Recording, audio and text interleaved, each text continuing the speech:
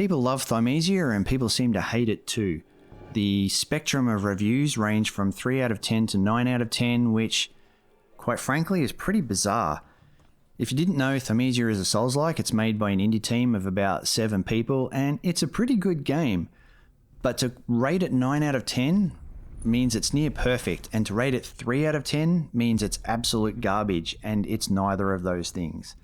I mean, it does have issues. It's got some technical problems. On the PS5 at least, it drops frames, it frequently freezes, the camera suffers when you're near walls.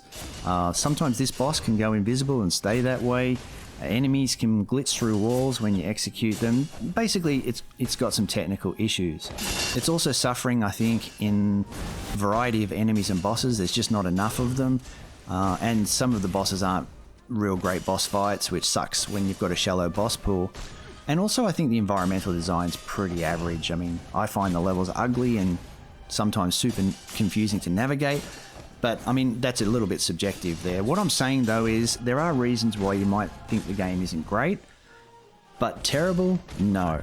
Here's the thing. At its core, Thymesia is a combat game. And as you can see here, I mean, I've just completed Phase 1. The combat is pretty damn cool. When you click with the combat, the game feels really good. And what I suspect is, this being the first boss, Odur is really, really hard.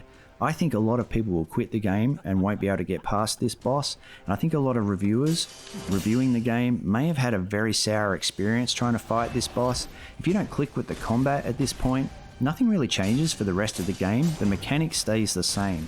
So if you don't click with it and have a sour experience here, you're going to carry that through the whole game. On the other hand, if you do click with it and you have a fun time with this combat, then you're going to carry that through the whole game as well. And I suspect that's why we have such a range of polarizing review scores.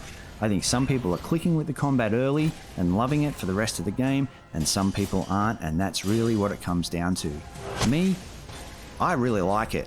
I see very positive is the current rating on Steam from more than 1,000 players. I think as the player base increases, that's going to probably drop to mostly positive, and that's where I sit.